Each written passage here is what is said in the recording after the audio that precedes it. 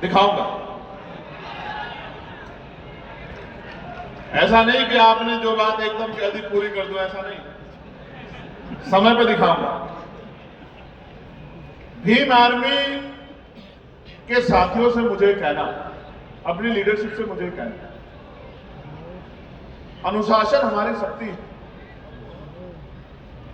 हमारा अनुशासन इस स्तर का होना चाहिए कि भले ही वो हमसे नाराज हो, भले ही वैचारिक रूप से हमारा विरोध, ये लेकिन इस बात को जरूर कहे अपने लोगों में बैठ के कि भीम आर्मी जैसा अनुशासन किसी और संगठन के पास नहीं। ये बात हमें अपने अंदर पैदा करनी है।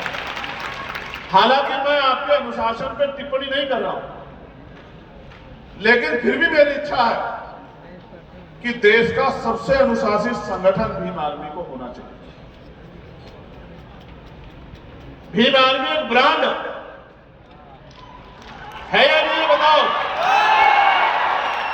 बताओ, है या नहीं बताओ। मैं उसका उदाहरण बताता हूं। 2022 में जिन लोगों को काम ना करने की वजह से हमने निकाल दिया था उत्तर प्रदेश में, दिल्ली में, जो नेता किसी पार्टी के नेताओं से, अपने पार्टी के नेताओं से नहीं मिलते थे, उन्होंने भीम आर्मी के निकाले गए कार्यकर्ताओं के साथ बैठ के 2-2 घंटे बात की है। ये भीम आर्मी की ताकत है। और यहां भी जिन लोगों को हमने काम ना करने की वजह से निकाल दिया था, उन लोगों को भी दूसरी राष्ट्रीय स्तर की पार्टियों के नेताओं ने ऐसे हाथ मिला के खुद ज्वाइन कराया, जिनको हमारे यहां से निकाला गया।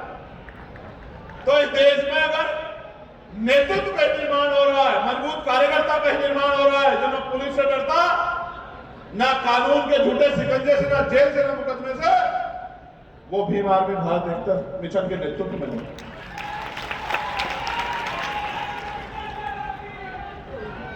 मैं बीएसएफ के साथियों को भी धन्यवाद देता हूं। ये पकड़ लाना, ये पकड़ लाना कोई जाकर, हाँ डबली ले लो, नारा मत लगाना।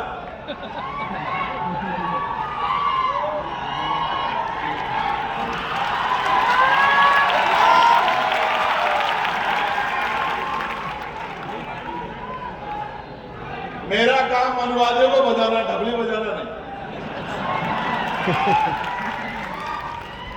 ये काम तो हमारा कोई भी कार्यकर्ता कर लेगा। मेरा काम है इस देश में मनवाद, अंधविश्वास, पॉकेटवाद, सामंतवाद, पूंजीवाद और गरीबों की बहन बेटियों की तरफ जो हम इलाज करना। प्यारे साथियों, आज आपसे 10वें साल में कुछ मांग रहा हूं, दोगे नहीं दोगे बताओ। तो जिस कार्यकर्ता को जो काम दे दिया है, चाहे आंधी आए, तूफान आए, बरसात आए, अपने काम को सबसे पहले पूरा करना है। ये शक्ति का निर्माण अपने अंदर करना है। हम किसी जाति के खिलाफ नहीं है, धर्म के खिलाफ नहीं है, हम उस व्यवस्था के खिलाफ है जो ऊंच नीच की बात है, जो भेदभाव की बात है। हम किसी पार्टी के विरोधी नहीं है, हम वैचार के विरोधी। हमारे महापुरुषों ने जो विचारधारा हमें दी है, उस विचारधारा के समर्थक है, उस विचारधारा के खिलाफ, जो संविधान के खिलाफ है, वो व्यक्ति हो, पार्टी हो, उसके खिलाफ, जो मानवता के खिलाफ है, बंधुत्व के खिलाफ है, भाईचारे के खिलाफ है, महिलाओं के अधिकारों के खिलाफ है, महिलाओं के सशक्तिकरण के खिलाफ है, किसानों, कमजोरों, हक वंचित समाज के तरक्की के खिलाफ है, उनके खिलाफ। सीधी बात है, बिल्कुल सीधी बात है। मैंने जो स्पष्ट कहा, आज फिर दोहरा रहा हूं, हम न किसी पार्टी के खिलाफ है, न व्यक्ति के खिलाफ है। हमारी लड़ाई विचारधारा की है, और जब तक हमें आखिरी सांस रहेगा, हमारे शरीर में लहू का आखिरी कतरा रहेगा, तब तक हम लोग इस विचारधारा को चलाते रहेंगे। आंदोलन कम रहे या ज्यादा हो जाए। अभी जौहर आजादी ने बहुत शानदार बात कही कि हम रहे ना रहे। मैं ये ऐलान से कह रहा हूं, हम रहे ना रहे, लेकिन हम इस संगठन को जब तक हमें लहू का आखिरी कतरा सांस इतनी शक्ति देते रहेंगे कि ये संगठन सैकड़ों साल में, हजारों साल इस देश की राजनीति में, इस देश की व्यवस्था में अजर अमर रहेगा। इस बात का हम लोग विश्वास दिलाते हैं। और मैं एक चीज और घोषणा इस बार मंच से करना चाहता हूं, भीम आर्मी में हर कोई व्यक्ति आगे बढ़ सकता है। जो आज ग्राम पंचायत का सदस्य है वो जिले का सदस्य बन सकता है, जिले का अध्यक्ष भी बन सकता है, प्रदेश का अध्यक्ष भी बन सकता है, राष्ट्रीय अध्यक्ष भी बन सकता है। भीम आर्मी में ऐसा नहीं कोई भी है, ना मैं, ना अध्यक्ष जी, ना महासचिव साहब, ना और कोई साहब, ना और कोई साहब, कि हमारे आने वाली पीढ़ियां इसमें अध्यक्ष या किसी महत्वपूर्ण पद पे रहेगी। अगर हमारे बच्चों को भी काम करना है तो वो भी भीम आर्मी के सामान्य सदस्य बनकर काम करेंगे। इस बात का मैं आपको वचन देता हूं। ये ऐसा संगठन नहीं होगा कि जिसमें पीढ़ियां एक ही परिवार के लोग आगे बढ़ते रहेंगे। ऐसा कोई संकल्प, ऐसा कोई कॉन्स्टिट्यूशन हमने इस संगठन का नहीं लिखा। हमने इस कॉन्स्टिट्यूशन संगठन का एक ही कॉन्स्टिट्यूशन लिखा है कि यहां आदमी की मेहनत, उसका संघर्ष, उसका समर्पण, उसका अनुशासन, उसकी शक्ति है।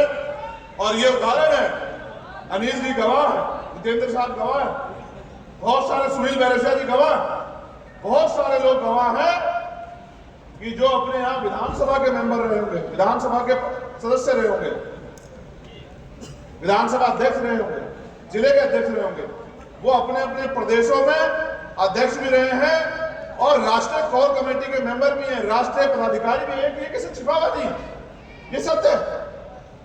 ये भीम आर्मी का कार्यकाल इस बात का उदाहरण है। आप देख सकते हो संघर्ष के बलबूते जो आदमी विधानसभा का अध्यक्ष था वो आज राष्ट्रीय कमेटी का मेंबर है, राष्ट्रीय पदाधिकारी है। ये दिया है भीम आर्मी। तो साथियों, मैं आपसे यही मांगना चाहता हूं कि ये सामाजिक परिवर्तन का कारवा रुकना नहीं चाहिए। हम रहे ना रहे, कारवा चलता रहना चाहिए, कारवा आगे बढ़ना चाहिए, कारवा मजबूत होना चाहिए। और अगर सच में मुझसे प्यार करते हो तो घर से निकलो और बिखरे हुए बहुजन समाज में भाईचारा पैदा करने का, मानवता के सिपाही बनो, अपने टूटे हुए भाइयों को गले लगाओ। जिन महापुरुषों के नाम मैंने लिए उनके संघर्ष को पढ़ो। मैं बिहार की बात करता हूं, बाबू जगजीवन राम, बाबू जगदेव प्रसाद कुशवाहा, जननायक कर्पूरी ठाकुर।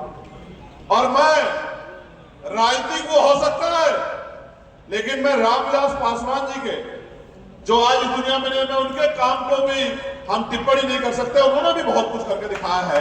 अगर मंडल कमीशन में किसी का योगदान है तो रामविलास पासवान जी को छोड़ा नहीं जा सकता।